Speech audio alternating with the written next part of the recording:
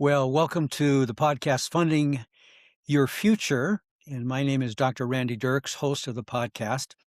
Been in the fundraising world for 25 years and grateful that you can join us today. Well, my guest today is Bill Goodwin, and he had a near death experience at age 28 that really reshaped his life, how he views time, purpose, and daily living. He's also author of a book. I'll let him share that with you in a moment. So for over 30 years, he has been coaching leaders to move from really sort of drifting through life to living life intentionally. And the one reason why he's on this podcast today, which is for nonprofit presidents and fundraising executives, is that he can bring clarity and intentionality and sustainable practices. So, Bill, welcome to the podcast, and why don't you take a moment to introduce yourself? Oh, Randy, it is an honor to be with you, and been looking forward to this since we first were getting acquainted. So I grew up in the greater Phoenix area, but moved to the Twin Cities in the early 90s originally, and met my wife, Carla. We've been married since 1993. We have two adult children and two grandsons. And over the years, I've served in various ministry roles, both as a youth pastor and a lead pastor, and all along the way, as you said, coaching and developing leaders to reach their potential and really have a kingdom mindset and love adding value to leaders. I currently am mentored by best-selling author and leadership expert John Maxwell, is a personal mentor of mine, and just have the opportunity now currently with my company, which is called Priority Living Consulting Group, to do one-on-one coaching, group coaching, trainings, and keynotes all around various leadership topics. As you mentioned, my new book is similar title to my company name. It's called Priority Living: 7 Pillars to Make Your Life Count, and it's available on Amazon. And it really goes to that backstory that you had alluded to, which is when I had a near-death experience. And ever since that time, I have been being very intentional about how to make my life count. And so, been encouraged by others. It's time to get this out in a book. So hopefully, one or more of these pillars can help somebody else to be intentional and make priority living a part of their life. Excellent. I just love that word, living with intentionality. It's so powerful. Well, you've had obviously several decades to process that experience that you had many years ago, and now really build what we'll call more of a framework around that and other things that you've learned. But, many fundraisers, presidents of nonprofits, they live a different kind of death. It's a slow death of Mhm. passion, lack of purpose, lack of effectiveness, and they go to work to make a difference, but they're drowning in database donor databases, grant deadlines, competing priorities. So that's a challenge for them. So here's a question for you. What was the single most important shift in your thinking that came from the near death experience, and how can a burned out president fundraiser apply that shift without having to die, not physically, but die themselves? Yeah, yeah, that's a great question, Randy. I would say that, we all want to make a difference. We all want to make our life count and make a difference in the lives of others. And we don't have to have that near death experience. That was a wake up call for me, of course, but we don't need that in order to have that desire. We all have that desire, God given desire to make a difference. But, I would say over time, as I have reflected back on my that experience, what it has created in me is getting clear on my priorities. And for our friend that might be listening that's overwhelmed or burnt out or, you know, just really trying to make sense of everything in their world today, my encouragement is to get clarity on your purpose. Number one, we start with purpose and then get clear on your priorities. Those two things, I often believe that, or I say that clarity precedes peace. And so, friend, if you're listening today and you're lacking peace, there could be a chance that there is some confusion in the direction that you're headed or the things that you're navigating. clarity precedes peace. And for me, what I have found is that when I'm clear on my purpose, and that's where it starts, then I get clear on my priorities. I can talk a lot about priorities, but it ends up we start getting the peace that we need and we get rejuvenated. Mark Twain said that the two greatest days in your life are the day you were born and the day you discover why. And so that's all about purpose. And when you get clarity on that purpose, now you can begin to make steps towards prioritizing the things that will help you to live a more and most fulfilling life is living your purpose. I love that. That's so critical. I see that in the fundraising world, the nonprofit world. Why am I doing what I'm doing? What's my why? As Simon Sinek says. You mentioned the word priorities, and we're going to get into that here in the second question because you say in your book, your calendar reveals your true priorities, not your stated intentions. So now we're zeroing in on priorities. And as a fundraising coach, I see this play out quite often. And here's what somebody would say in that world. They would say, major donor relations are my top priority. But then when you look at the calendar, they spent 40 hours a week on things like paperwork, other aspects, administrative tasks, and maybe 2 hours a week on what they said was their priority, but they're not really doing it. So you talk about the power of the calendar in your book. Can you walk us through your framework for evaluating whether your calendar actually reflects your priorities? Specifically, what would you say to a president or a fundraiser who says, I don't have control over my calendar? My executive director keeps adding meetings, donors have emergencies, everything is urgent. Typical kind of thing. Everything is urgent. Mhm. How do you Yeah, answer like that? yeah, it's so true that, well, first we have to come to the understanding, maybe it'll give you a little peace of mind that a leader's calendar will always be full. So it's not a matter of not having a full calendar, so to speak, but the next thing we have to realize, not only that our calendar will be full as a leader, but then the second thing is we need to ask ourselves, who's filling your calendar? And we need to begin, like you say, there's all these things coming at us, different people, their expectations. And so we can begin by using the 3 R's. First, what is required of me?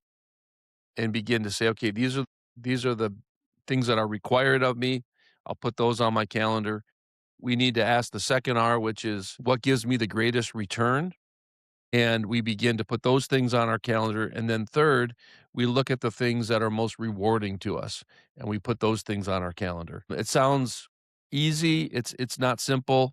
It is that definitely takes work in order to be intentional about our calendar and our priorities. But I would say that once we get ahead of the calendar and we put things on there down the road that then these are our designated priorities, then other things can fill in around that. It's kind of like Stephen Covey's example of the jar with the rocks, and you put the rocks in first and then the pebbles and then the water. We have to determine what the true priorities really are and put those on our calendar first. If you don't put them on your calendar first, of course, everybody else is going to fill in our calendar. And then we're going to say, I don't have room for what my actual priorities are. So it's up to us, it's up to me to take control of my calendar and begin to put my priorities out there first.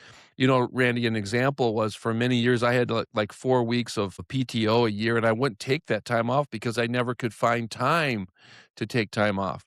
Well, when I learned I need to put it on my calendar first. So in January, my wife and I would look at the year and we'd say, when is a good time that we would like to get away? And we would then book our PTO the very beginning of the year. It was non negotiable. So when other things came up, we'd say, oh, that's a great idea for that meeting or that opportunity. We're already gonna be gone then. I already have that, so I was getting ahead of everything, not waiting for opportunity to come to when I felt like I could take time off. So that's just an example of that, where we need to just get ahead of others and fill our calendar first. That's such practical advice. What are the 3 R's again? First is what is required of me. The second is what gives me the greatest return. So in the fundraising world, what's gonna give you a greater return than actually getting out there meeting with donors? and building that connection and that relationship, you're gonna get a return on that, whereas you might not be getting a return so much on the paper pushing. So then it's like, who can I delegate some of these other responsibilities under my oversight, but others can take care of some of this other stuff so that I can really live out the priority. And then the third R is what's most rewarding. It's easy to want to do the things that are most rewarding when we haven't done the things that are required or the things that give us a return first. Yeah, excellent. It made me think of sometimes it can be easy for me, and probably other leaders feel the same, is that I want to please other people. And so they begin to take up more of an important role in my world to the point that they do influence in a bad way, you could say. And so things start coming in because I'm desirous to accommodate and please other people. And that's why your point was so well taken at the beginning of the year. Set out those key areas that are non-negotiable, get them on the calendar. And so that way, when something comes up, you can say, "Oh, I'd love to be a part of that, but I already have that committed and I'm Mhm. not going to be able to take that on," and maybe work with that person to find somebody else who could do that. That's Great. right. Yeah, I just had one other practical piece. We have great tools today. Doesn't have to be Calendly, but we've got different calendar apps that we can use, and we then set our availability, and then we set our priorities on our calendar. So if getting out for a morning walk, as you shared with me in the before we started to record, if that's your priority, then you put that on your calendar. You're not available at that time frame because you've already prioritized what your morning is going to look like. And I do the same for myself. So now I have limited time that's publicly available for someone to hop on my calendar because I'm taking charge of my calendar first. It's amazing. It's Stephen Covey's example. Those things that other people desire to meet with me or connect with me, they still fill in, but at least they're not taking the first place. I'm taking the first place of the things that are most valuable and important for me as far as my time. Yeah. Great, great point. Here's the next question, and it looks at the whole distinction between goals and growth. Mhm. In fundraising, we are absolutely possessed with goals. Right. What's the target for this quarter? Now we're in our third quarter. What's happening in this campaign? How many dollars need to be raised? What's the gap between what our budget is and where we're currently at? So we're always thinking in that frame of mind. But in your priority for living framework, how do you help someone distinguish between a worthy goal and necessary growth? And so what advice would you give to a fundraiser who's being measured entirely on dollars raised when you're saying that they should also focus on personal growth or focus on that instead? Yeah, that's a really important distinction between the two. Goals are very important. I would say growth is more important. That goals motivate people, but growth matures people. Goals are seasonal, whereas growth is a lifelong journey. Often with goals, we focus on how long will it take? That's the question we ask. Growth, we ask, how far can I go? So there are many different distinctions there. But what I would say to it is, what are we doing to grow ourselves and what are we doing to grow others? When we are intentional of growing ourselves first, whether that's spiritually being in the word or whether that's personal development, some type of leadership development or something where we've got a coach or a mentor and we're growing ourselves. Now, you can't give away what you don't have. And I find that in relationships, I'm able to reach goals when I've been intentional about growing myself. Sometimes I have to grow myself in order to reach the goal. And maybe I missed the mark on a goal because I didn't realize the work it's going to take to grow myself into achieving that goal. So a lot of times that comes into the play with our relationships with others. And I would imagine in the world of fundraising, when you're connecting and meeting with potential donors or donors, when you have something to add value to them, something to encourage them with, something that you're learning that you can impart to them as an encouragement to them. When we add value to others, it reminds me of Zig Ziglar's quote. It's been said often that when you help others get what they want, they'll eventually help you get what you want. So when we're growing ourselves, now we can add value to the people we're connecting with. And in time, I believe that we can achieve those goals because in return, those that we're meeting with are willing to help us achieve our goals in light of the way that we're growing ourselves. Boy, excellent. Love it. Here's the last question. We'll have a few quickies at the end, but we talk a lot about rhythm, finding rhythm. And you define rhythm as the space between your current capacity and your limits. So that's where rhythm is. Here's the brutal fact in fundraising, whether it's a president or a chief executive officer, most of us, and I'm still in the trenches, we're operating at 110%. Hmm. We have very little, if any, margin. And here's what happens when a major donor crisis comes or an unexpected emergency opportunity arises, or somebody, a foundation unexpectedly opens their guideline. Fundraisers can't respond well because they're already maxed out. So here's an opportunity, but they can't take that opportunity Hmm. because of being maxed out. So here's the question. You've built a business around helping people create margin. What's the first step for somebody who's already drowning? And how do you respond to the person who says, margin sounds great, but I have a fundraising goal that if I don't hit it, I'll lose my job. I can't afford margin right now. Hmm. Well, I think that's the first red flag. Yeah. Friend, if you're there, that's a huge red flag. So, my encouragement, it goes back to our conversation around priorities, and it's coming to a place of getting that rhythm in your life. So, rhythm, it really for me came about because I reached a complete burnout as a lead pastor many years ago. I completely hit a wall, and now I'm very much a driven. I'm a driver. I'm a type A. I'm a self motivated, and over time I got weary, and I wasn't taking care of myself because everybody needed me, and I felt like I couldn't let anybody down. And over time, I just got to a place where I was completely depleted, and I want to speak to that person that's listening today. Friend, if you're there or close to there, I want you to look at the dashboard warning signs of your life right now. I reached complete burnout at the time. So grateful that the elders of my church, as I shared where I was at, they said, we're going to give you a 3 month, 12-week paid sabbatical, not to read or write a book, not to do research, just go find your first love again and go get the rest that you needed. Now, most of us don't have that opportunity. I do recognize I was very blessed in that, but I don't want people to get to that point.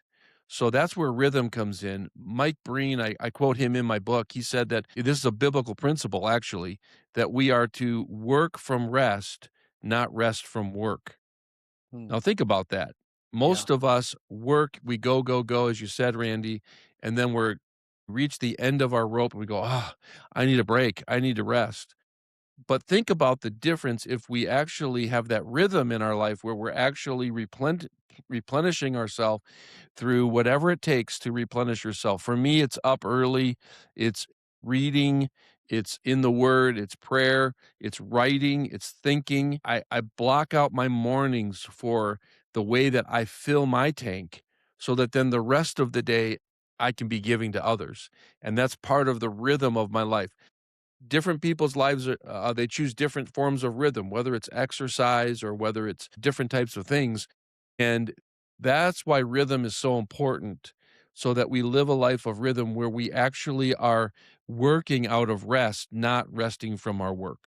What a interesting comment you just made there between work and rest and how the two really can, it's like, how do you help the two work together so they're more of a partner in Yes. achieving who you want to become? Love these comments, love the very practicality, and come back to the word intentionality that you mentioned, living life with priority. So I've got a couple quick questions at the end that just sort of delve in more to who you are as a person. So here's the Sure. question. What's the best bit of professional advice you have ever received? Listen. It's one word. Yeah. I like to talk, and maybe it's because I often verbally process things too, but I've had some great mentors in my life who have different ways, different times have encouraged me to slow down and listen.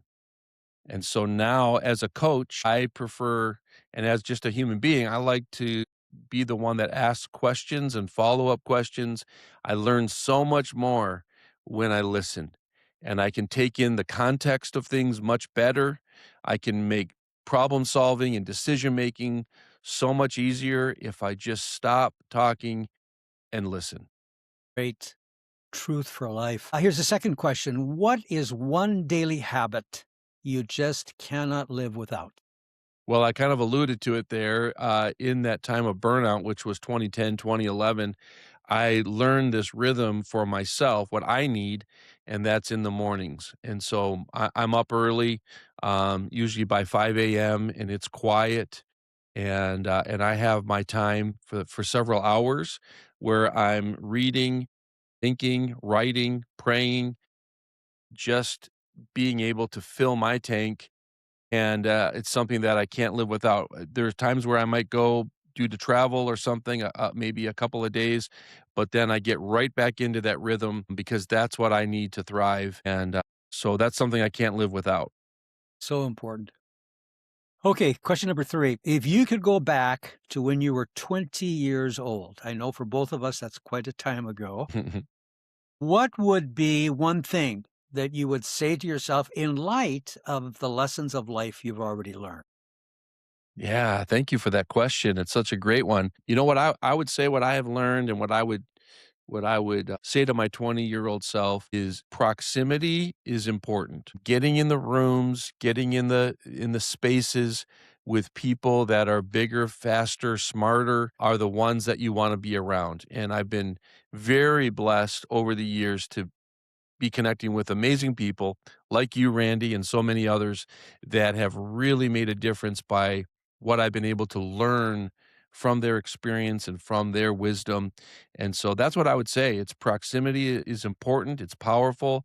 Be mindful of getting in those spaces that you can learn from others. Love it. Okay, now we're going to dig also a little deeper on this one into your personal life in a good way. Mhm. But I want you to think of something that really you would say that was a failure, but don't end there. How did that failure set you up for a greater success?